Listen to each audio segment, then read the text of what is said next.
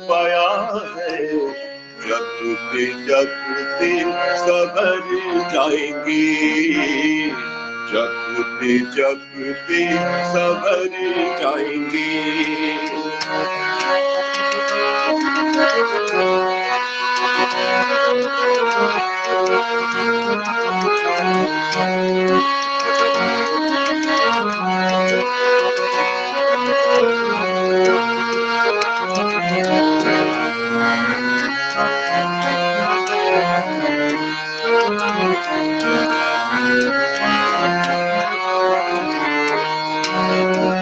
राम सुनो, रहीम सुनो, और सुनो तुम ये करता।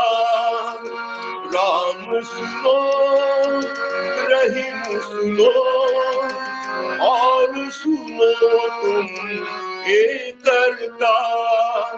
उनकी कहानी खोकर देखो, तुमको मिलेगा सब संसार।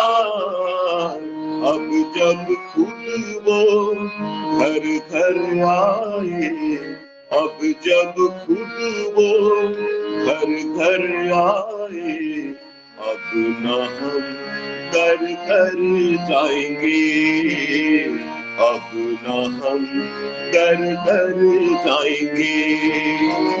हाथ जी की नैया आई, हाथ जी की नैया आई, करनी तो कर जाएंगे, करनी तो कर जाएंगे।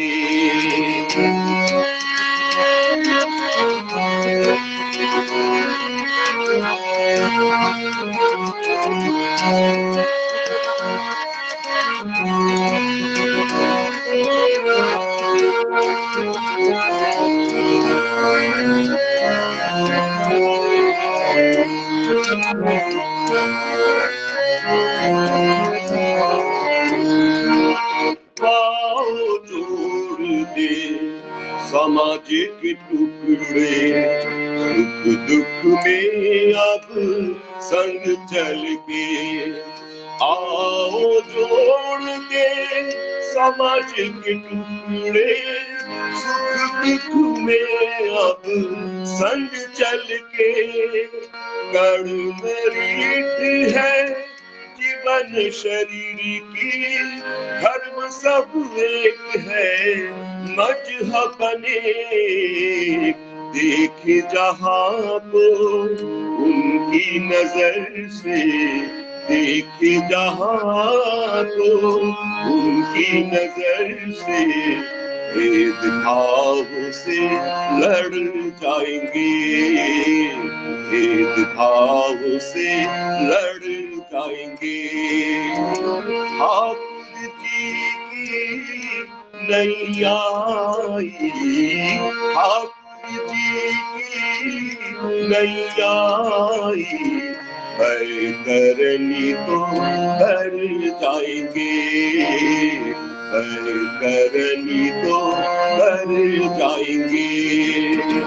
अब तो प्रभु का नाम पाया है, अब तो प्रभु का नाम पाया है।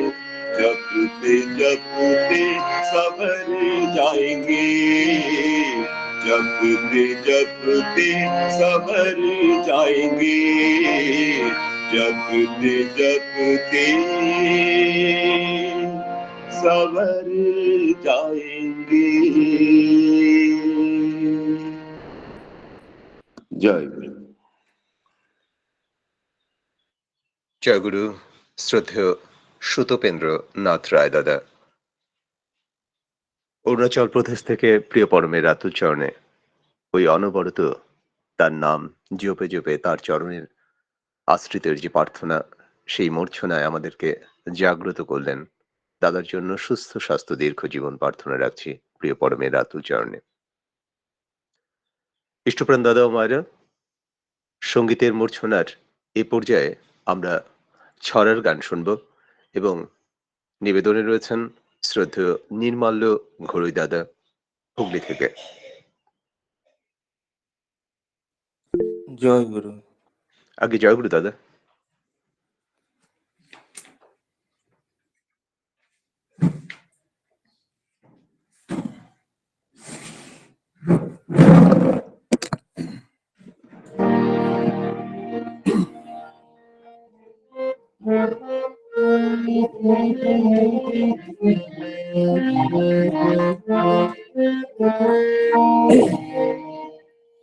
দুর্দশাতে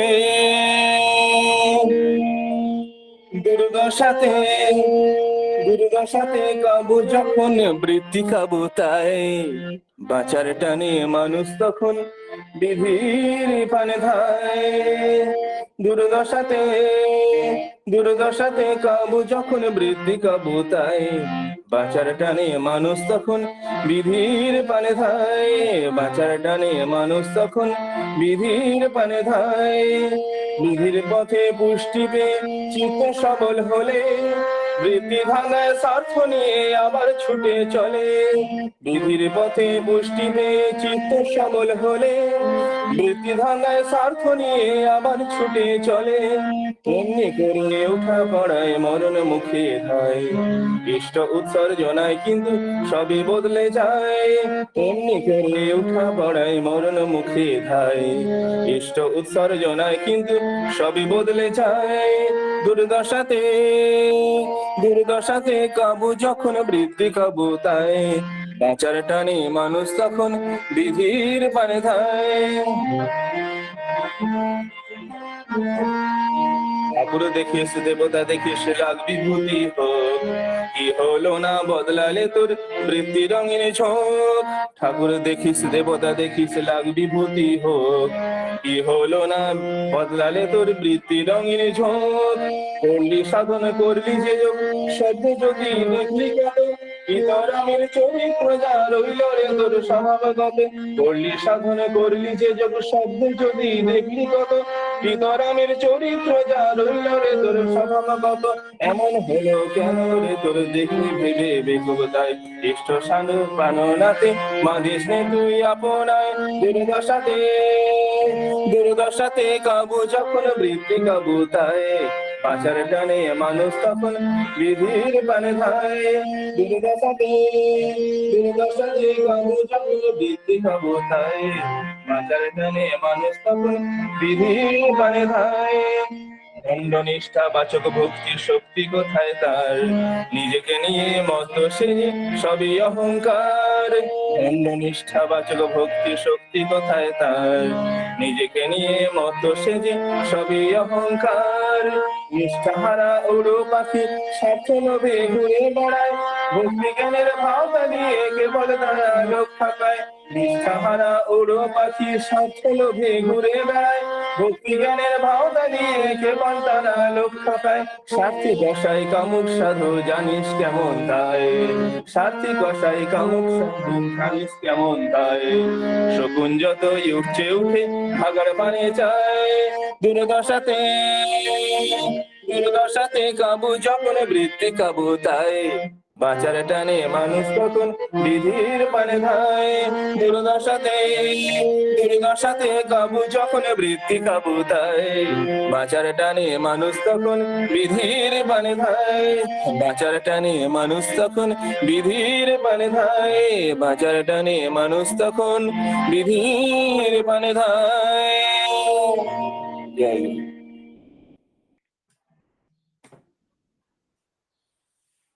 জয়গুরু দাদা। আমাদের সেই বাঁচার টান প্রতি প্রাণে প্রাণে ছড়িয়ে যাক। দাদার সঙ্গীতের এই ছড়া গানের মূর্ছনা আমাদের প্রাণে প্রাণিত করুক, অনুরণিত করুক এবং ইষ্টে আনত করুক। দাদার জন্য সুস্থ স্বাস্থ্য দীর্ঘ জীবন, এবং এইভাবেই বারংবার তিনি নানান পর্যায়ে এসে আমাদেরকে অনুরণিত করবেন সুস্থ স্বাস্থ্য দীর্ঘ জীবনের সেই প্রার্থনায়। ইষ্টপ্রাণ দাদা ও মায়েরা, আমরা সৎসঙ্গের এই পর্যায়ে প্রিয় পরমের কথা শুনব, প্রিয় পরমের দিব্যলীলার কথা শুনব, তার বাস্তব অনুরণন শুনব, এবং আজকে ইষ্ট প্রসঙ্গ করবেন শ্রদ্ধেয় সহপ্রতি ঋত্বিক উত্তরপ্রদেশ থেকে শ্রীযুক্ত কৃতি কুমার গাঙ্গুলি দাদা। দাদাকে আহ্বান রাখছি আগামী 30 মিনিট ইষ্ট প্রসঙ্গ করার জন্য। জয় গুরু, আমার আওয়াজ পাচ্ছেন? আগে দাদা, জয় গুরু। পরম প্রেমময় শ্রী শ্রী ঠাকুরের শ্রীচরণে আমার ভক্তিপূর্ণ প্রণাম। পরমারাধ্যা জগৎ জননী শ্রী শ্রী বড়মার শ্রীচরণে আমার ভক্তিপূর্ণ প্রণাম। পরম পূজ্যপাদ শ্রী শ্রী বরদার শ্রীচরণে আমার ভক্তিপূর্ণ প্রণাম। পরম পূজ্যপাদ শ্রী শ্রী আচার্যদেবের শ্রীচরণে আমার ভক্তিপূর্ণ প্রণাম। পূজ্যপাদ অবিন দাদার শ্রীচরণে আমার ভক্তিপূর্ণ প্রণাম। পরম দয়ালের এই প্রাতঃকালীন সৎসঙ্গ, এখানে উপস্থিত প্রতিটি দাদা মা সবাইকে আমার যথাযোগ্য স্থানে আনন্দিত জয়গুরু ও প্রণাম জানাই। সমস্ত সহপ্রতি ঋত্বিক অধূর্য যাজক দাদাদের আমার সশ্রদ্ধ ও জয়গুরু জানাই। আজ একটি বিশেষ দিনও বটে। এবছরের ফেব্রুয়ারি মাসের 2 তারিখ এবং বিশুদ্ধ সিদ্ধান্ত পঞ্জিকা অনুযায়ী আজ 9টা বেজে কিছু মিনিটের পর থেকে সরস্বতী মানে বসন্ত পঞ্চমীর শুরু, কাল সকাল অবধি। সময়টা ঠিক আমার জানা নেই, তবে আজকেই কিছু এক সময় এটি শুরু হবে। আমরা পরম দয়াল শ্রী শ্রী ঠাকুরের দীক্ষায় দীক্ষিত হয়েছি। তার মানে তিনি যা যেমন ভাবে বুঝেছেন, বোঝাতে চেষ্টা করেছেন, আমরাও ঠিক তেমন ভাবে বোঝার চেষ্টা করব, এই ভাব এবং করে এগিয়ে যাব, এই ভাবটাই। ছোটবেলার কথা মনে পড়ে, ঠাকুরের তখন অনেক বয়স। আজকে যে ঠাকুর বাড়িতে, যেখানে শ্রী শ্রী বরদার নাটমণ্ডপ, তার ঠিক পাশেই বাদিক করে একটি পুজো মণ্ডপ আছে।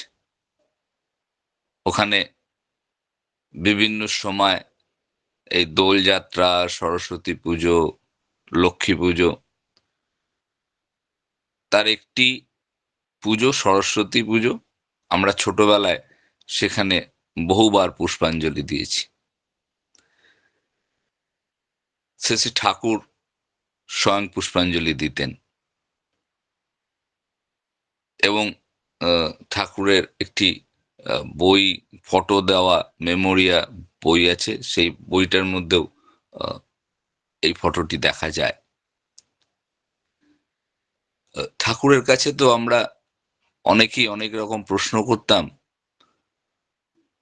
আমি যদিও কখনো করিনি, কিন্তু যারাই করেছেন, কেউ সরস্বতী, কেউ দুর্গা, কেউ কালী, তো এমনই এক সরস্বতী পুজোর দিনে যখন তার সঙ্গে কথাবার্তা হয় মা সরস্বতীকে নিয়ে, তখন যখন জিজ্ঞেস করা হয় সরস্বতী কি, সরস্বতী মানে কি, ঠাকুর তো সবসময় ওই বইপত্র ঘেটে জিজ্ঞাসা করতেন, দেখ তো ওটার মানে কি, ওটার মানে কি। তো সরস্বতী দেবীর সম্বন্ধে প্রশ্ন হওয়াতে তিনি বলছেন, তো সরস্বতী মানে কি? তখন যে অভিধান খুলে দেখা গেল যে এতে আছে সরস আর বতী। সরস বা সরহ, যার মানে জল। তার মানে ঠাকুর বলছেন যে যিনি জলবতী, তিনি সরস্বতী। এইটুকু বললে হতো না, তারপরে আরো খুলে ঠাকুরের কে বলতে হতো। তো সরস শব্দ এলো কি করে? দেখা গেল শ্রী ধাতু থেকে। শ্রী ধাতু মানে কি? শ্রী মানে দেখা গেল এর মধ্যে গতি আছে, তার মানে তিনি বা তার থেকে গতি, তার থেকে চলা, তার থেকে চলন, তার থেকে সৃষ্টি। তার মানে তিনি আমাদের জীবনের গতির প্রতীক। আর শ্রীর আরেকটি শব্দের মানে দেখা গেল যে তা হচ্ছে বিকশিত হওয়া। তার মানে তিনি আমাদের সবাইকে বিকাশের আকুলতায় ভরে রেখেছেন। আর তারপরে তার আরেকটি নাম বাগদেব দেবী, এবং এরম ভাবে বিষয়ের একদম মূল কারণটা ঠাকুর আমাদের জানতে বলেছেন। আর তিনি বলছেন বিষয়ের মূল কারণটা জানাই জ্ঞান, আর তাই ধর্ম, যা আমাদের ধরে রেখেছে, যা আমাদের পালন করছে, পোষণ করছে। তাই খালি মৃন্ময়ী মার পুজো করে হবে না, ওই মৃন্ময়ী মাই চিন্ময়ী মা, এটা মনে রাখতে হবে। তিনি আমাদের বাঁচা বাড়ার স্রোত, উৎস। এই ভাব নিয়ে যখন তাকে আমরা জীবনে প্রতিষ্ঠা করছি, তখন আমিও গতিমান, চলমান হয়ে উঠব। তিনি সৃজনের প্রতীক। তাহলে সরস্বতী শব্দের মানে একটু একটা দেবতা। যাই হোক, এমন ভাবে ঠাকুরের নজরে যখন আমরা বিভিন্ন দিকটা আমাদের জীবনের দেখি, তখন আমাদের জ্ঞানটা পূর্ণ হয়, তখন আমাদের বাঁচা বাড়াটা সহজ সরল হয়ে ওঠে। ঠাকুরের কাছে এই সরস্বতী পুজো নিয়ে আরো যখন চর্চা হচ্ছিল, তখন পড়েছি তিনি এক একটি জিনিস তার এই মা সরস্বতীর রূপ বর্ণনায়, যেমন তার পায়ে একটা পদ্ম ফুল আছে, সেই পদ্ম ফুলটা কি, তা পদ্মটা জলের উপরে ফুটে আছে। কেন, এমন কেন? তার হাতে বীণা, সেটা কি প্রতীক? এরম প্রতিটি জিনিস, বীণায় শব্দ সৃষ্টি করছে। সেই আদি পরমাদি ব্রহ্মের শুরুতে রয়েছে সেই শব্দ, তাহলে সেই শব্দের তিনি অধিপতি। তার হাতে তার কি বলে, কোলে বই থাকে, হাতে বই না কিন্তু। তার মানে পড়াশোনার তিনি দেবী, তার তিনি তাকে কোলে রেখেছেন, কোলে করে বৃদ্ধির পথে নিয়ে যাচ্ছেন। পড়াশোনাটা তার কাছ থেকেই বেঁচে বেড়ে উঠেছে। প্রতিটি জিনিসের তিনি কেন, কারণ খুঁজতেন, এবং কেউ যদি না বুঝতো তিনি বুঝিয়ে দিতেন। ঠিক তেমন ভাবে আমি আমার জীবনে যখন একটু একটু করে বড় হচ্ছি দেওঘরে, আমরা আমাদের জীবনের শ্রী শ্রী বরদাকে খুব ভাবে পেয়েছি ছোটবেলাটায়, ক্লাস 10th অব্দি। তারপরেও কিন্তু ওই সময়টা সব থেকে বেশি। তখন আমাদের ছোটবেলায় একটা সিস্টেম ছিল যে আমি যদিও ঠাকুরবাড়ি থেকে বেশ দূরেই থাকতাম, তবে সকালবেলা উঠে বাপ ঠাকুরদার হাত ধরে ঠাকুরবাড়ি হয়ে বর্দাবাড়ি চলে যেতাম, এবং তার সঙ্গে হেঁটে হেঁটে ঠাকুরবাড়িতে প্রার্থনায় আসা হতো। প্রার্থনার শেষে আমরা যখন তার ঠিক সামনে গিয়ে বসতাম, একদম শুরুতে তিনি মাটিতে বসতেন, যেমন আমার আচার্যদেব আজকাল বসেন, পরে খাট তৈরি হয় এবং তিনি তাতে বসতে আরম্ভ করেন। আমরা ওখানে বসতাম, তার চারিদিকে ছোট ছোট ছেলে মেয়েরা, আমাদের বাপ ঠাকুরদা, মাসি পিসিরা সব বসতেন, সত্যানুসরণ পাঠ হতো। সবশেষে আমাদেরকে তিনি বলতেন, এই তুই পড়, তুই পড়, তুই বাংলা, তুই হিন্দি, তুই ইংলিশ, কে কি মানে বুঝলাম। আর আমরা যতটুকু বুঝতে পারতাম না, তিনি একটি একটি বাণী ধরে আমাদের বুঝিয়ে দিতেন। জীবন চলনায় কেমন ভাবে এগিয়ে যাব সেটা শিখিয়ে দিতেন। এমনই কোনো এক দিন ঠাকুরকে ভালোবাসার বাণী পাঠের শেষে তিনি সহজ সরলভাবে আমাদের একটি জিনিস বুঝিয়ে দিলেন যে ঠাকুরকে ভালোবাসতে হলে তার জন্য প্রত্যক্ষভাবে কিছু করতে হয়। খালি মুখে মুখে বললেই ভালোবাসা হয় না। একটি কথা আমরা বাংলায় বলি যে উম, মিষ্টি কথায় চিড়ে ভেজে না।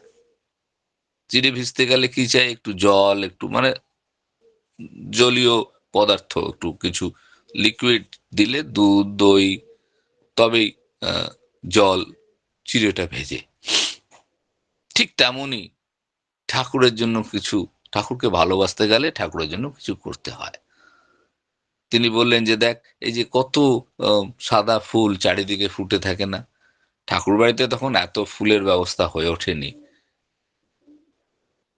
আমরা তার এই ইশারাটা বুঝি। তিনি শিখিয়ে দেন আমাদের ভোরবেলা ওঠার অভ্যাস।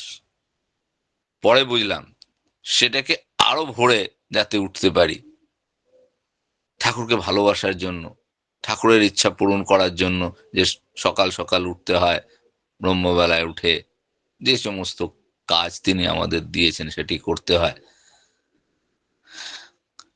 আমরা আরো ভোরে উঠলাম, নিজের বাড়ির, পাশের বাড়ির কারোরকে জিজ্ঞাসা করে আগের দিন বলে রেখে একটু ফুল নেব। ফুলের আহ, ঝুড়িতে একঠা করতাম। কেউ মালা বানাতো, কেউ ফুলের গুচ্ছা বানাতো, কেউ লুজ ফুল এনে আমরা ঠিক তিনি যেখানটায় বসতেন, ছেলেদের দিকে ছেলেরা, মেয়েদের দিকে মেয়েরা, আমরা দাঁড়িয়ে থাকতাম। তিনি এসে যখন বসতেন, আমাদের ছোট ছোট হাতটা তার হাতের উপরে গিয়ে রাখতে হতো, যাতে ঠাকুরের জন্য আনা একটি ফুলও নষ্ট না হয়। কারণ কোনোটাই তো আমাদের নয়, সবটাই তো তাঁর। এই গঙ্গা জলে গঙ্গা পুজো করার মতো। কিন্তু গঙ্গা জল এনেই তো পুজোটা করতে হবে। সে ফুল এনে আমরা তার হাতের উপরে, আমাদের হাতগুলি তার হাতের উপরে যেত। আজও এই কথাটা এই আপনাদের বলার সময় তার হাতের স্পর্শ অনুভব করে শিহরিত হয়ে উঠছি। তিনি সেটি নিয়ে মাথায় ঠেকাতেন। পাশে নন্নদুলাল ভট্টাচার্যদা থাকতেন, তার হাতে টাবেল জল থাকতো, তিনি জল দিয়ে হাতটা মুছিয়ে দিতেন। তিনি নিয়ে প্রণাম করে তাকে দিলে একটা পাশে ঝুড়িতে রাখা হতো, এবং সেটা ঠাকুরবাড়ির বিভিন্ন ঘরে আহ, বিভিন্ন কাজে সেই ফুলগুলি লাগতো। তাই আজ আমি এখানে দাঁড়িয়ে আপনাদের যা বলছি, সে কথাটা শুনে লাভ নাই, প্রত্যক্ষভাবে করতে হবে। আর আমি জানি আপনারা করেন, আমার চেয়ে অনেক অনেক অনেক বেশি করেন। আমার সেই দয়ালের চেতন প্রতীক আমার আচার্যদেব আজ আমাদের একটি কাজ দিয়েছেন। সেই কাজটি হলো দীক্ষাপত্রের কাজ।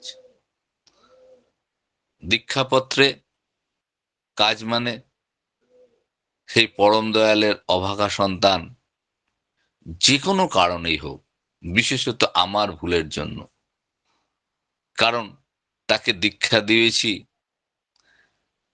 বা আমি জানি সে সৎসঙ্গী, কিন্তু তার বাড়িতে গিয়ে আমি তার খোঁজ খবর নিতে পারিনি, তার সঙ্গে বসে প্রার্থনা করতে পারিনি, সে নামধান করতে পারছে কি পারছে না, বুঝেছে কি বোঝেনি, তার কাছে প্রার্থনার বই আছে কিনা, তার কাছে সত্যানুসরণ বা নারীর নীতি যেটা বইগুলি, এরম আরো বই সে তার কাছে আছে কিনা, ফটোটি ঠিক জায়গা মতো সে বসাতে পেরেছে কিনা, তার পরিষ্কার পরিচ্ছন্নতা সে করতে পারছে কিনা, কোনো কিছুরই খোঁজ নেইনি। আর মাঝে এসেছে ভীষণ দুর্দিন। সেই দুর্দিনে কেউ তার পরিবার হারিয়েছে, ভাই ভাইকে, কেউ মাকে, কেউ বাবাকে, কেউ ছেলেকে, কেউ ব্যবসা, কেউ চাকরি, এমন দুর্দিনও গিয়েছে। সে এত ইষ্টভীতি করেছে, কিন্তু কি করে পাঠাতে হবে জানে না, কোথায় পাঠাতে হবে জানে না। আমি খোঁজটা নিই না, নি আমারই ভুলে তারা আমার প্রভুর থেকে অনেক দূরে সরে গিয়েছেন। তাদেরকে খুঁজে এনে আবার তার কাছে নিয়ে আসা, তাকে দৃষ্টভীতি করানো এবং সময় মতো সেই সৎসঙ্গ ফিলান্থ্রপি অফিসে জমা করানো। এতে হবে কি, মানুষ মানুষের জন্য খবরাখবর নেবে, একটা রিলেশনশিপ তৈরি হবে। আমার আচার্যদেব কি কিছু বেশি চাইছেন? একদমই না। আমার ঠাকুর যে বললেন যে তার বলাগুলো যেন আমার কেবল বলার খোরাক মাত্র না হয়, আমি যেন সেটা আমার চরিত্রে ফুটিয়ে তুলতে পারি, আমার আচার্যদেব আমাদেরকে দিয়ে তাই করাতে চাইছেন এবং আচার্য পুত্রও তাই। ঠাকুর বলছেন, প্রাণটি যদি যায় রেও তোর, ইষ্টভৃতি ছাড়িস না, ধর্ম অর্থ কাম মোক্ষের ওই নিশানা ভুলিস না। ধর্ম অর্থ কাম মোক্ষ চাই, আসবার পথটা তিনি বলে দিয়েছেন, কিন্তু ইষ্টভীতি তো হচ্ছে না পুরো। আবার ইষ্টভীতিটা কি করে হবে, কখন হবে, অনেক লোকের অনেক প্রশ্ন। তিনি কি বললেন? তিনি বলছেন, অরুণ উষার আগেই সারিস রাত্রি সজ্জার সকল সাজ, ওই রাগেরই অনুরাগে সারিস ইষ্টভীতির জাগ। কখন ইষ্টভীতিটা করতে হবে সেটাও তিনি বলে দিয়েছেন, কিন্তু আমরা সাধারণত একটি কথায় বিশ্বাস করি কি, জব জাগা তব সাবেরা, যখন জাগলো তখনই সকাল। এটা আমি আমাকে বাঁচানোর জন্য বলি।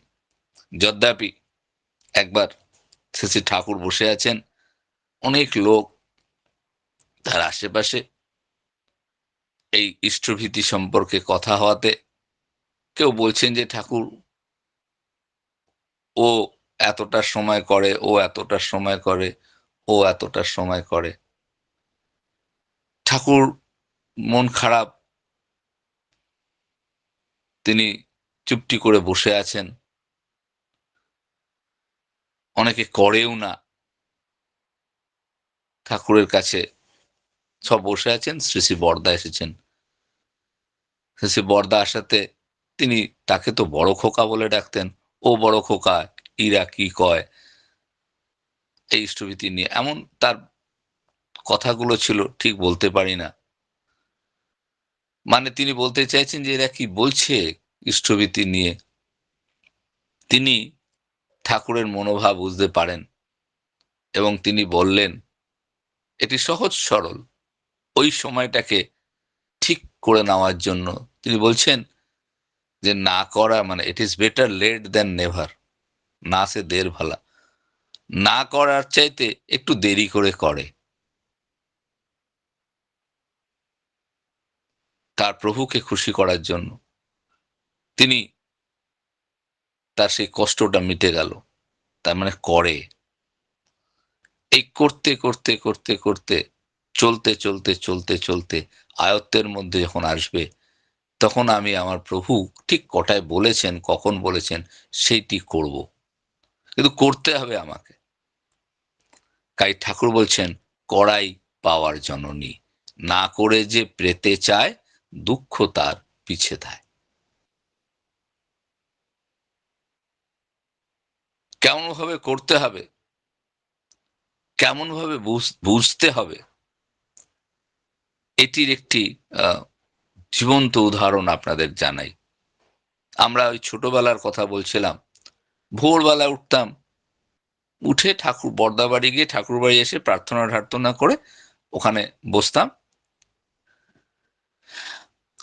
এরপরে তিনি উঠে চলে গেলে আমরা বাড়ি যেতাম, আবার তৈরি হয়ে চলে আসতাম, কারণ তারপরে নামধানের একটা সময় ছিল।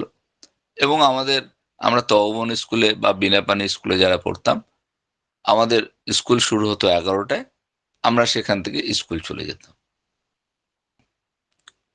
কেউ বাড়ি গিয়ে খাওয়া দাওয়া করে যেত, কারণ সারাদিনের জন্য এই যে বেলা 9টা 10টা 10:30 অবধি আমরা থাকতাম তার আশেপাশে।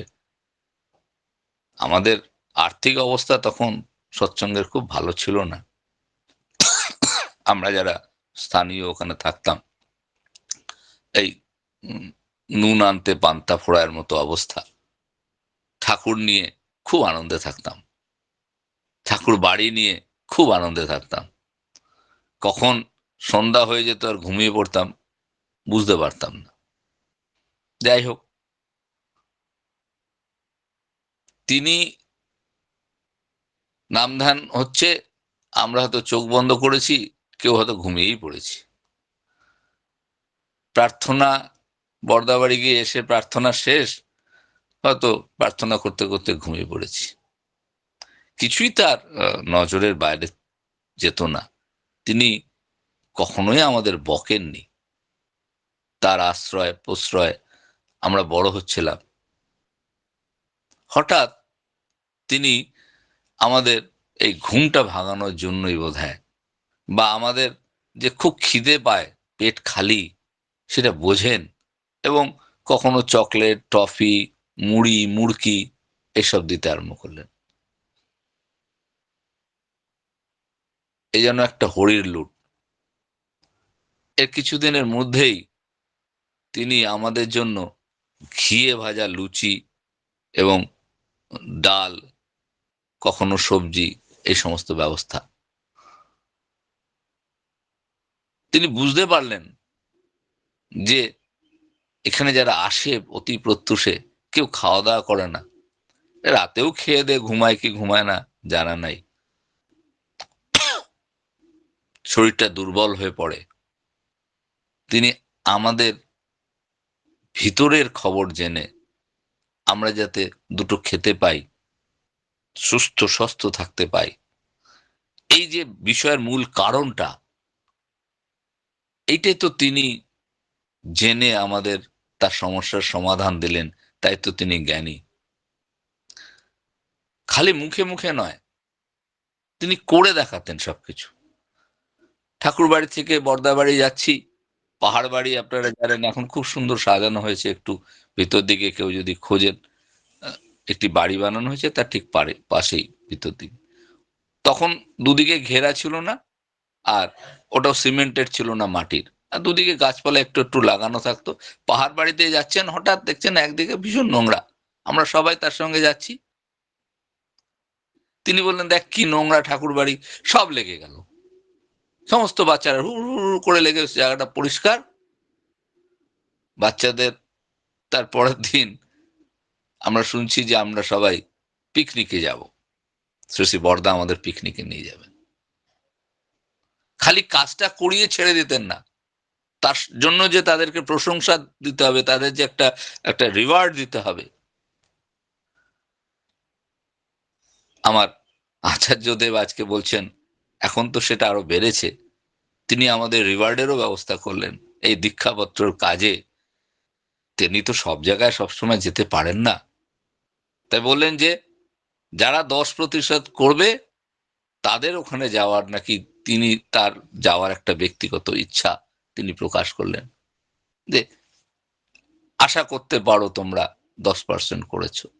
তাই আমি আশা করি আমরা যারা এখানে আজকে বসে আছি, আমরা যে যে পিনকোডে থাকি না কেন, আমরা আমাদের এরিয়ায় সে 10% অবশ্যই করে বসে আছি। কারণ ঠাকুর এই সৎসঙ্গ বা সৎসঙ্গী বলতে কি বলছেন? ঠাকুর বলছেন, সতে সংযুক্তির সহিত তদ্গতি সম্পন্ন যারা, তারাই সৎসঙ্গী, আর তাদের মিলন ক্ষেত্রই সৎসঙ্গ। তদ্গতি সম্পন্ন হতে হবে।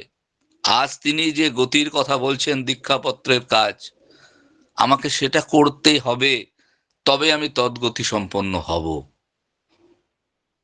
তাই দীক্ষাপত্র এই আমাদের আজকের লক্ষ্য হওয়া উচিত।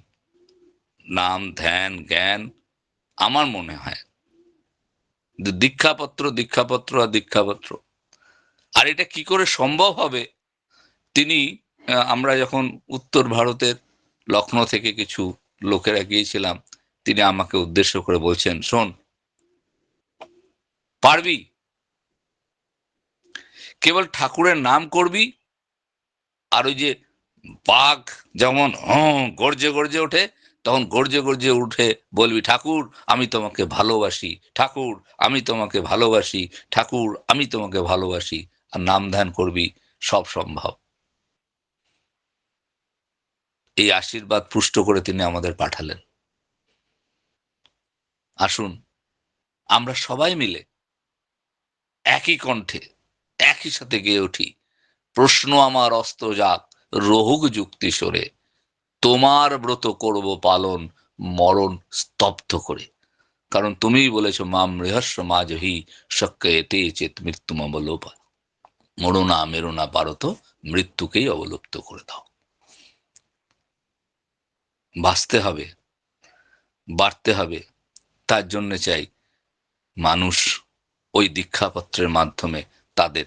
আর তিনি তার সঙ্গে বলছেন, আজকে দীক্ষাপত্র কাজ করছি, কালকে যে করব না এমনটি নয়, সেটাও তো করতে হবে।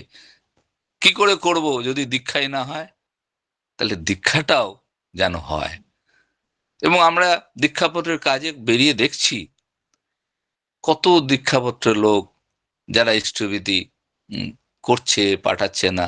আমি তো এমন বাড়িতে গেছি যে 9 বছর ধরে ইষ্টভীতি করে ওই 9 বছরের 1 টাকা করে জমিয়ে রেখেছে, তাদের জোগাড় করা হয়েছে। এমন জায়গায় গিয়েছি, তাকে জিজ্ঞাসা করেছি, আপনি ঠাকুরের নাম করেন, কি বীজ মন্ত্র পেয়েছেন? সে ঋত্বিকের নাম বলছে, সেটা নাকি তার বীজ মন্ত্র। কারণ লাস্টে ঋত্বিক তার নামটি বলে লিখে দিয়ে আসে, ভুলে গিয়েছে ঠাকুরের নাম, নাম জপ করছে সে ঋত্বিকের। আমার আচার্যদেব, তার অবস্থাটা এমনই, আমি আগেও হয়তো বলে থাকবো, যে এক অভাগা পিতা তার পুত্রদের নিয়ে ঘুরতে গিয়েছে কোনো বিরাট মেলায়, চকলেট টফি হাতে ধরিয়ে দিয়ে বা আইসক্রিম ঘুরছে, কখন একটি হাত থেকে একটি সন্তান ছিটকে অন্য কোথায় চলে গিয়েছে। তিনি সেই বিশাল মেলায় তার সেই অভাগা সন্তানকে খুঁজে বেড়াচ্ছেন। মনে কষ্ট, পীড়া। আসুন আমরা সবাই মিলে ওই অভাগা সন্তানদের খুঁজে আনি, তাকে তৃপ্ত করি। তস্মিন তুষ্ট জগৎ তুষ্ট হোক। ভালোবাসাটা খালি মুখে না করে কাজে পরিণত করি, যেমন ছোটবেলায় শ্রী শ্রী বরদা আমাদের শিখিয়েছিলেন। আর অনেক সময় আমরা ভাবি, আরে বলেছেন কি করে হবে, চাকরি করতে যাব, ব্যবসা করব, বাপ মার দেখা করব, ছেলেদের পড়াশোনার ব্যবস্থা করব, এগুলো তো আছেই। আর সব সমস্যার সমাধান জানিস ইষ্ট প্রতিষ্ঠান, এমন কথা ঠাকুর বলেছেন। তাই মঙ্গলের প্রতিষ্ঠা যদি আমি করি, আমার প্রতিষ্ঠা করার কোনো প্রয়োজনীয়তা হবে না, এ সতই হবে। ঠাকুর এই কথাটি বারংবার বলেছেন। তাহলে আমাকে আপনাকে করতে হবে কি? এই যে সুন্দর সুন্দর বাণী পাঠ, ঠাকুরের সুন্দর ভজন, কি সুন্দর কীর্তন শুনলাম, সবের মধ্যে তো একটাই, যে আমি তোমাকে ভালোবাসি, তোমার প্রতিষ্ঠাই হোক আমার জীবনের একমাত্র উদ্দেশ্য। আর তাকে প্রমিসও করেছি এমন ভাবে আমরা। এবার করার পালা। তিনি আমাদের ভালোবাসেন, কিন্তু আমি কি ভালোবাসি? একটি ঘটনা আমি আমার বাবার মুখে শুনেছিলাম, যে ঠাকুর বসে আছেন, জনৈক এক দাদা, তিনি ভারতের কোনো অংশ থেকে এসছেন। কথোপকথনের পরে তিনি ঠাকুরকে বলছেন, ঠাকুর এই যে আপনার আশেপাশে যারা থাকেন তারা কত ভাগ্যবান, আপনার গাড়ু গামছা বইছে, আপনার কথা শুনছে, আমরা তো কখনো সখনো আসি। ঠাকুর বলছেন, দাদা এই যে আমার আশেপাশে, আমার শরীর, আমার বিছনা, এ তো কত মশা মাছি এর উপরে বসে, আমার গায়েও বসে, তাতে আর লাভ কি? আমার বলাগুলো, আমি যা কই, যা বলি, তা কর্মে কে ফুটিয়ে উঠছে, সেটাই তো আসল। তাই আমরা তার আশেপাশে যাই খুশি, আমরা ভাগ্যবান। কিন্তু তিনি যা বলছেন, তা যদি কর্মে ফুটিয়ে উঠতে না পারি, তাহলে কিন্তু তিনি তৃপ্ত হবেন না, খুশি হবেন না, সন্তুষ্ট হবেন না। আমাদের নিরন্তর চেষ্টা করে যেতে হবে তিনি যা বলছেন তা আমি আমার জীবনে কেমন ভাবে ফুটিয়ে উঠতে পারবো। আমি অনেকটা সময় আপনাদের নিলাম। আপনারা বিচক্ষণ, সবাই নিজের নিজের পরিবার, ব্যবসা, চাকরি করেন, পরম দয়ালকে নিজের মতো করে ভালোবাসেন। এই ভালোবাসাটার বাস্তব রূপ, তার জন্য কিছু করা। আমার আপনাদের সবার কাছে প্রার্থনা রইল, দীক্ষাপত্রের কাজ জন্য আমরা প্রতিদিন কিছু না কিছু করি, তা যেমন ভাবেই হোক না কেন। ঠাকুর বলছেন যে ঠাকুরকে আমরা দীক্ষার সময় বলেছি না যে অর্থ, বাক বা বাস্তব কর্মে সাহায্য করিয়া তাদের মুক্তির জন্য বদ্ধপরিকর হইলাম, যে আমার আশেপাশের লোকেদের জন্য। অর্থ, বাক ও বাস্তব কর্মে। বাস্তব কর্ম বাড়ি বাড়ি যাওয়া, বাক টেলিফোন করে, দাদা ও শর্মিষ্ঠাম্মা আজকে কোথায় দীক্ষাপত্রের কাজ, আর যেতে পারছি না, কি গো তুমি যাচ্ছ ভাই, এনাও 100টা টাকা একটু পেট্রোল ভরে নিও মোটর সাইকেলে। 3টে কাজই করতে পারি, যাতে আমি আমার আচার্য দেবের মুখে একটু হাসি দেখতে পাই। এই বলে আমি শেষ করলাম। আপনারা সবাই ভালো থাকবেন। পরম দয়ালের রাতুল চরণে আমার এইটাই প্রার্থনা। কারণ সত্যানুসরণও পড়েছি, শ্রী শ্রী বরদার শ্রীমুখ থেকে নিজের জীবনের ঘটনায় জড়িত আছে, যেখানে আমি ঠাকুরের কাছে প্রার্থনা করি, হে দয়াল, আমি জানি না কিসে আমার মঙ্গল হবে, তোমার ইচ্ছাই আমার মধ্যে পূর্ণ হোক। সবাই ভালো থাকবেন। জয় গুরু, বন্দে পুরুষোত্তম।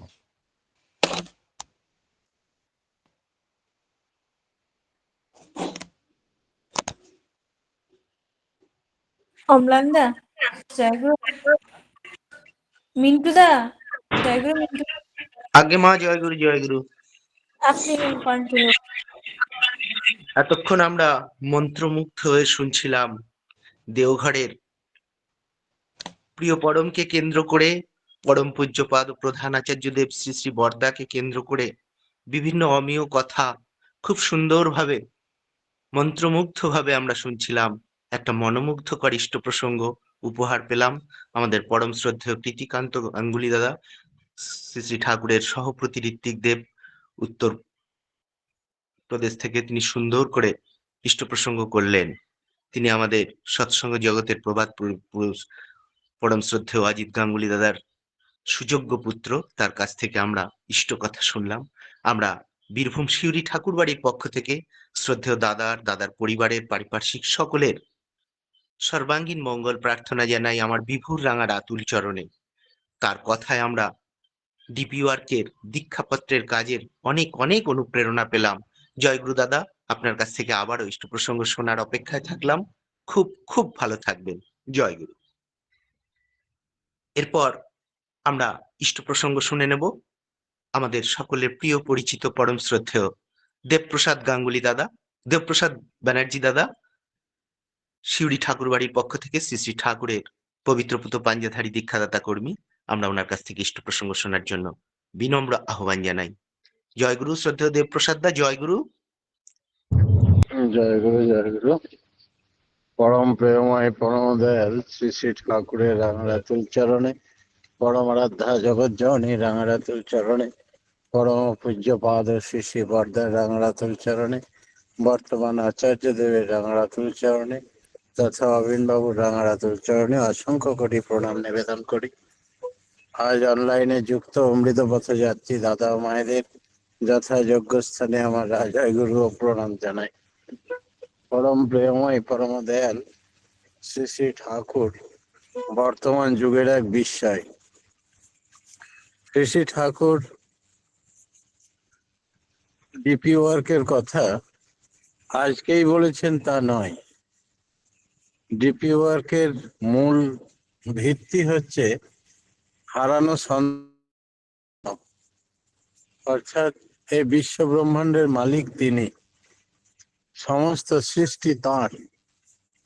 যে সমস্ত মানুষ এখনো স্রষ্টার প্রতি যুক্ত,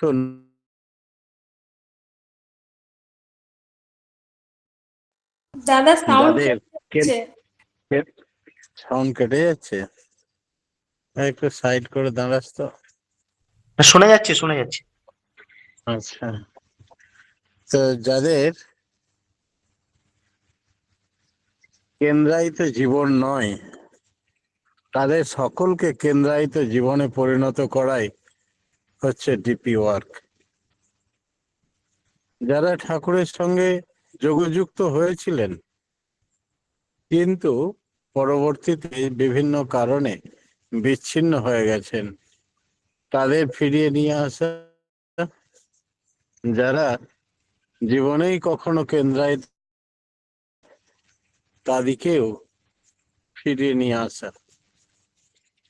প্রত্যেকটা মানুষ যদি কেন্দ্রায়িত হয়, যেমন একটি শরীরের অনেকগুলো কোষ, সেইগুলোর কেন্দ্রে থাকে একটা নিউক্লিয়াস। নিউক্লিয়াসকে কেন্দ্রগুলোই কোষগুলো থাকে বলেই নিটোল থাকে, ভালো থাকে। পৃথিবীটা তাই সে সঠিক থাকে, হাজারো ঝড় ঝান্টা দাপট সব সহ্য করতে পারে। প্রত্যেকেই এরকম যদি কেন্দ্রায়িত জীবন লাইফ লিড করে, তাহলে সে অক্ষত থাকে। তাই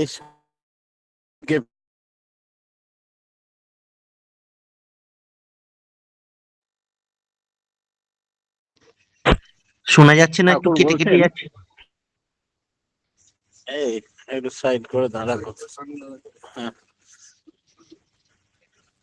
বলছেন যে রাম কৃষ্ণ বুদ্ধ যিশু মোহাম্মদ রসুল, শ্রীরামকৃষ্ণ শ্রী চৈতন্য ঠাকুর অনুকূল, একই ব্যক্তি বারবার পৃথিবীর বুকে আসেন। আর একই ব্যক্তি আসেন যখন, তো একই কথাই বলেন। তাদের বেসিক যজন যজন ইষ্টভৃতির কথা, কেন্দ্রায়িত জীবনের কথা, ইষ্টকে কেন্দ্র করে লাইফ লিড করানোর কথা প্রত্যেক বাড়িতে বলেছেন। শুধু কলিযুগের মানুষের জন্য সস্তায়নী সদাচারটা এবার নতুন অ্যাড করলেন। তাই প্রত্যেকটা মানুষের জীবনে এই সুকেন্দ্রিক জীবনই একমাত্র সুখ, শান্তি, প্রীতি, ভালোবাসা দিতে পারে। সেই জন্যে এত প্রচেষ্টা। কিরকম জানেন, আমরা যাবতীয় দুঃখ পাই প্রবৃত্তির চলনে। চলতে গিয়ে আমরা ঈশ্বর, দেবতা, আদর্শ সব ভুলে বসি, নিয়ে বিচ্ছিন্ন হয়ে পড়ি। একদিন এটা শুধু মানুষের ক্ষেত্রে তাই নয়, প্রত্যেকের, পশু পাখি, জীবজন্তু, তার সৃষ্টি সমস্তই ঈশ্বর ভুলিলে, ধর্ম ভুলিলে বিপদ আসিয়া চাপিয়া ধরে। একদিন শ্রী ঠাকুর সকালে উঠেই খুব গম্ভীর হয়ে বসে আছেন। কেষ্টদাস আরো অন্যান্য সকলেই, ভক্তরা আসছে, প্রণাম করছে, তিনিও প্রতি প্রণাম জানাচ্ছেন, কোনো কথা বলছেন না, মনটা খুব গম্ভীর ভারী হয়ে আছে। কেষ্টদা বুঝতে পারলেন। কেষ্টদা প্রণাম করে বললেন, ঠাকুর আপনার কি হয়েছে? আপনি যদি একটু বলেন তাহলে ভালো হয়। শ্রী ঠাকুর বললেন, শুনবি তবে? তাহলে হ্যাঁ, আমি গোটা রাত্রি ঘুমাতে পারিনি কাল। বলে কেন ঠাকুর, কি হয়েছে? বলে এই যে অমুক গ্রামে একটা ছাগলকে কিছু পয়সার বিনিময়ে অমুক গ্রামে বিক্রি করে দিয়েছে, আর তার বাচ্চা দুটো গোটা রাত্রি ম্যাঁ ম্যাঁ করে কাঁদছিল, আর সমস্ত কান্না আমার বুকে এসে আঘাত করছিল, তাই আমি আর ঘুমোতে পারিনি। আমিও ওই ছাগলের বাচ্চাগুলোর সঙ্গে আমিও কাঁদছিলাম। তুই কি পারিস আরো কিছু পয়সা বেশি দিয়ে সেই ছাগলের মাটিকে কিনে ফেরত দিয়ে দিতে বাচ্চাদের কাছে? তাহলে তারা খুব খুশি হবে, হারানো মাকে ফিরে পাবে। বলে, দেখছি ঠাকুর, নিশ্চয়ই পারবো। বলে কয়েকজন গুরু ভাইকে সঙ্গে নিয়ে কেষ্টদা বেরিয়ে পড়লেন।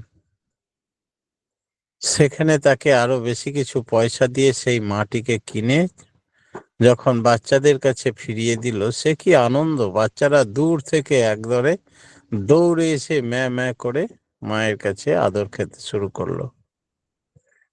ঠাকুরের কাছে যখন এই সংবাদ দেবার জন্য কেষ্টদা এসছেন, দূর থেকে ঠাকুর দুহাত তুলে চিৎকার করে বললেন, জব্বর কাম করেছেন কেষ্টদা, এই হচ্ছে বিধাতার আশীর্বাদ। তার সৃষ্টি ও সন্তানদের ফিরিয়ে দাও তার কাছে। আজকে জেসাস তার বাইবেলে বলছেন, যে ভেড়াটা আমার হারিয়ে গেছে আমি সেই ভেড়াটাকেই খুঁজছি। পৃথিবীতে সমস্তই আমরা তার ভেড়া, তার সৃষ্টি। আমরা তার থেকে বিচ্ছিন্ন হয়ে আছি, তাই আমরা দুঃখ কষ্টে থাকি।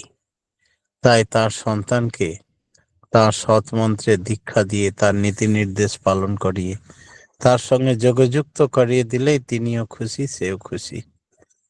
কিরকম জানেন? কিছুদিন আগে আমরা গেছিলাম ডিপি ওয়ার্কে। একটি মা ঘরের মধ্যে খুব কাঁদছিলেন আর বলছেন ঠাকুরকে, এই জীবনে আমার আর দেওঘর যাওয়া হবে না ঠাকুর, আচার্য দর্শনও হবে না, আমার শরীর অর্থ কিছুই নেই। আমার কান্না তুমি শুনতে পাও কিনা জানি না, দেওঘর থেকে যদি কেউ এসে আমার খোঁজ খবর নেয়, আমার কথা শুনতে পাই, এইসব বলছেন। আমরা সেই সময় গিয়ে বললাম, মাগো, দেওঘর থেকে আচার্যদেব পাঠিয়েছেন আপনার কাছে, আপনি কেমন আছেন? এত বড় কোভিড-19 ঝড় বয়ে গেল, সব ঠিক আছে তো? ঠিক বলছো বাবা, দেওঘর থেকে আচার্যদেব আমাদের খবর নিতে পাঠিয়েছেন? তাহলে হ্যাঁ। আরো কান্না বেড়ে গেল। তারপরে বললেন, আমি বললাম, আচ্ছা আপনি তো ইষ্টভীতি করেন? তাহলে হ্যাঁ করি তো, কিন্তু পাঠাবো কি করে? ওই তো ভাঁড়ে ভাঁড়ে ভরে রেখেছি, তোমরা এসেছো তো নিয়ে যাও। অনেক খুচরো পয়সা, সেগুলো দিল। আর প্রত্যেক মাসে এসে নিয়ে যাবে বাবা, আমি কোথাও যেতে পারবো না দিতে। বলে, তাই হবে। স্থানীয় একটা ছেলেকে দায়িত্ব দেওয়া হলো, তুমি প্রত্যেক মাসে এসে নিয়ে যাবে। তারপরে সে ঘটনা আচার্যদেবকে যখন দেওঘরে গিয়ে নিবেদন করা হলো, তখন বর্তমান আচার্যদেব বললেন যে আর একজনও কাঁদছিলেন, আপনারা লক্ষ্য করেছেন? লাগেন না, একজনই তো ছিল, বুড়ি মায়ের আর কেউ নাই। বলে, আছে। ওই ঘরে যার হারিয়ে যায় সেও কাঁদে, আর যে হারিয়ে যায় সেও কাঁদে। তাই ঠাকুরও কাঁদছিলেন আর মাটিও কাঁদছিলেন। আপনারা একজনের কান্না চুপ করাননি, দুজনের কান্না চুপ করিয়েছেন। এ হচ্ছে ডিপি ওয়ার্ক। আজকে আমরা ডিপি ওয়ার্কের কথা বলতে গিয়ে আমাদের সৎসঙ্গের প্রেসিডেন্ট ছিলেন গোপাল বিশ্বাস দা। আমার সৌভাগ্য হয়েছিল দুমকা আশ্রমে থাকাকালীন সকলের অল্প বিস্তর সাহচর্য লাভ করা, সেবা দেওয়া, তাদের সঙ্গে উঠা বসা। যেমন অজিত গাঙ্গুলিদার সঙ্গেও এই জন্যে আমাদের হৃদ্যতা বেড়ে যায়। তার অনেক কথা, অনেক ঘটনা আমাকে তার চরণে শ্রদ্ধা এনে দেয়। তেমনি প্রেসিডেন্ট গোপাল বিশ্বাস দাকে একদিন প্রশ্ন করেছিলাম যে, দাদা, আপনাকে কার যাজন সবকিছু চাকরি বাকরি ছেড়ে দিয়ে ইষ্টকর্মে মতি এনে দিল? যাতে করে আপনি হোল টাইমার হলেন, ভজন দীক্ষা প্রাপ্ত হলেন, প্রেসিডেন্টের পদ লাভ করলেন? কে এমন যাজন করেছিল আপনাকে?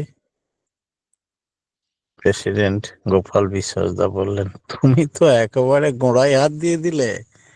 আজ্ঞে, যদি দয়া করে একটু বলেন, আপনার কোনো ঘটনায় যদি আমার উপকার হয় সেই জন্য আমি শুনতে চাই সব ভক্তদের মুখে। তাকে থানকুনির পাতা দিলাম আর জল দিলাম, আর বললেন বসো এখানে। উনি চেয়ার টেবিলে বসলেন, আমি তার সম্মুখে একটা মোড়াতে বসলাম। বললেন, শোনো, শিলচরের কালীবাড়ির নাম শুনেছ আসামে? আগে নাম শুনেছি, দেখিনি কখনো। বললো, এই শিলচরের কালীবাড়িতে আমি মাঝে মাঝে যেতাম। তখন আমি দীক্ষা নেওয়ার পরেও যেতাম, চাকরি বাকরিও করতাম। এবার মাঝে মাঝে গিয়েই দেখতাম ওই আশ্রমে, ওই কালীবাড়িতে একটা সাধু বাবা থাকে। সেই সাধু বাবার লম্বা জটা জুটো আছে, এত লম্বা জটা যে পা থেকে মাথা অব্দি মাটিতে নেথে নেথে যায়। তাই সেটাকে গোলা পাকিয়ে মাথার উপরে রাখে। সাধু বাবা কখনো রাগেন না, কোনো কথাও বলেন না। শুধু ওই বিকেল বেলাতে গুহা থেকে উঠে একেবারে ওই চরণামৃতের মতো একটু করে ডহক কষাকষি নিয়ে আমাদের হাতে দেয়, আমরা সেটা নিই আর প্রণাম করে খাই। আর কেউ কিছু বললে মৃদু হাসেন, কিছুই বলেন না। কিন্তু একদিন ব্যতিক্রমী দেখা গেল। ঢুকেই দেখছি খড়ম খুলে ছুঁড়ে মারছে একটা ছেলেকে, আর সেই ছেলেটা প্রাণ ভয়ে ভীত হয়ে দৌড়ে পালাচ্ছে আর খুব চিৎকার করে তাকে গালিগালাজ করছে।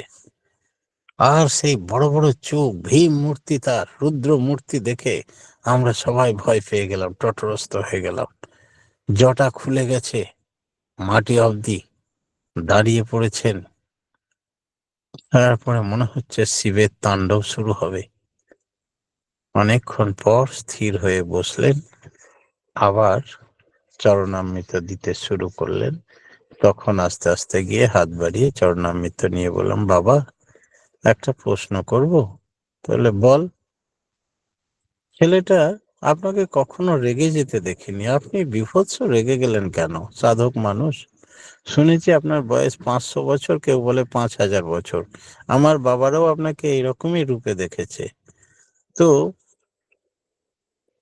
আপনি এত বড় দিন রাত শুধু একটা গুহাতে নিচে আন্ডারগ্রাউন্ডে বসে ধ্যান করেন, 1 ঘন্টার জন্য বাইরে বার হন, এত সব গুণী মানুষ, তা আপনি রেগে গেলেন কেন? কি এমন কাণ্ড ঘটেছিল? ছেলেটা কি বলেছিল যদি বলেন? শুনবি তবে? এই বিশ্ব ব্রহ্মাণ্ডের মালিক, যিনি ব্রহ্মা বিষ্ণু মহেশ্বরের স্রষ্টা, দেবকুলের স্রষ্টা, জীবকুলের স্রষ্টা, জড়কুলের স্রষ্টা, সেই ত্রিকালদর্শী, ত্রিকাল স্রষ্টা আর স্বর্গমর্ত পাতালের অধীশ্বর যিনি, তিনি দয়া করে কলির হাত থেকে রক্ষা করার জন্য মানুষের দেশ ধরে এই ধরাতে জন্মেছেন। বলে, তার নাম কি? বলে, শ্রী শ্রী ঠাকুর অনুকূল চন্দ্র নাম নিয়ে জন্মেছে। তাই এই হতভাগা ছেলেটা সেই সৎমন্ত্রে দীক্ষা পেয়েছিল। তারপরে তারপরে সে সব ছেড়ে দিয়েছে। ছেড়ে দিয়ে আমার কাছে দীক্ষা নেবে বলে এসছে। সাধু বাবা, আপনার কাছে দীক্ষা নেব। আমি বললাম, ব্রহ্মা জপে চতুর্মুখে, শিব জপে পঞ্চমুখে, আমি দিনরাত গুহাতে বসে তার নাম করে কুল কিনারা পাচ্ছি না, আর তুই বেটা সেই সৎ মন্ত্রের দীক্ষা নিয়ে ছেড়ে দিয়ে আবার বলছিস আমার দীক্ষা নেবে? তোর মতিভ্রমে পেয়েছে। তোকে যদি কেটে 2 টুকরো করে দেওয়া হয়নি, গঙ্গার জলে, ভাগীরথীর জলে ভাসিয়ে দিই আসামে, তো আমার কোনো পাপ হবে না। সেই প্রাণ ভয়ে ও দৌড়ে পালালো, আর আমি ওই জন্য এত রেগে গেছিলাম। গুরু ত্যাগের মতো ঘৃণ্য কাজ আর পৃথিবীতে আছে? এর চাইতে মানুষ হত্যা করা ভালো। 3 কোটি জন্ম সফল হয় যার দীক্ষা নিলে। বলে, এই খড়মটা আমারই কপালে লাগা উচিত ছিল সাধু বাবা, মনে মনে ভাবলাম, অস্থির ভাবে শুনে সিদ্ধান্ত নিলাম। বাড়ি ফিরে গিয়ে সেই দিনই রেজিগনেশন লেটার দিয়ে ভোরবেলায় উঠে সোজা বাংলাদেশ। ঠাকুরের আশ্রমে যাওয়া মাত্র ঠাকুর আমাকে আকর্ষণ করলেন, থাকার ব্যবস্থা, থাকার ঘর দিলেন। কালক্রমে আমার শঙ্খধ্বনি, ঘণ্টার ধ্বনি, মুরলীর ধ্বনি শুনতে আরম্ভ করি। আমাকে ডেকে জিজ্ঞেস করে ভজন দীক্ষা প্রাপ্ত হই। পরবর্তীতে প্রেসিডেন্ট পদ লাভ করি। সারা জীবন সপরিবারকে নিয়ে এসে থেকে যায় তার সেবায়। এই হচ্ছে ডিপি ওয়ার্ক। দীক্ষিত হলেই ওই গড্ডালিখা প্রবাহে নামমাত্র দীক্ষা নিয়েছি না ঠাকুর বুঝি, মনে হয় যেন একটা মানুষের দীক্ষা নিয়েছি, না তার গভীরতা বুঝি, তার চেতনাকে ফিরিয়ে দিয়ে সম্পূর্ণভাবে তার চরণে অ্যাডহারেন্স কে বাড়িয়ে দেওয়া, জাগিয়ে তোলা, এটাও ডিপি ওয়ার্ক। একেই বলে ঈশ্বর দান। পরম পিতার রাঙারাতুল চরণে প্রত্যেকের সার্বিক মঙ্গল প্রার্থনা জানিয়ে আমার ক্ষুদ্র বক্তব্য এখানেই শেষ করলাম। জয় গুরু। জয় গুরু, জয় গুরু দাদা। অপূর্ব, অসাধারণ একটা মনোমুগ্ধকর ইষ্ট প্রসঙ্গ। এত সংক্ষিপ্ত সময়ে খুব সুন্দর বর্তমান ডিপি ওয়ার্কের প্রেক্ষাপটে একটা সুন্দর গল্প আমরা শুনলাম, আমরা সমৃদ্ধ হলাম, আমরা অনেক অনেক অনুপ্রেরণা পেলাম। গুরুত্যাগের ঘৃণ্য কথার খুব সুন্দর দৃষ্টান্ত আমাদের সামনে সুন্দর করে উপহার দিলেন। আমরা শ্রদ্ধেয় শ্রীযুক্ত দেবপ্রসাদ ব্যানার্জি দাদা, সহপ্রতি ঋত্বিক অ্যাডভোকেট, শিউড়ি ঠাকুরবাড়ি পক্ষ থেকে ইষ্ট প্রসঙ্গ করছিলেন। আমরা ওনার পরিবারের সর্বাঙ্গীন মঙ্গল প্রার্থনা জানাই আমার বিভুর রাঙা রাতুল চরণে। আজকের সৎসঙ্গের অনেক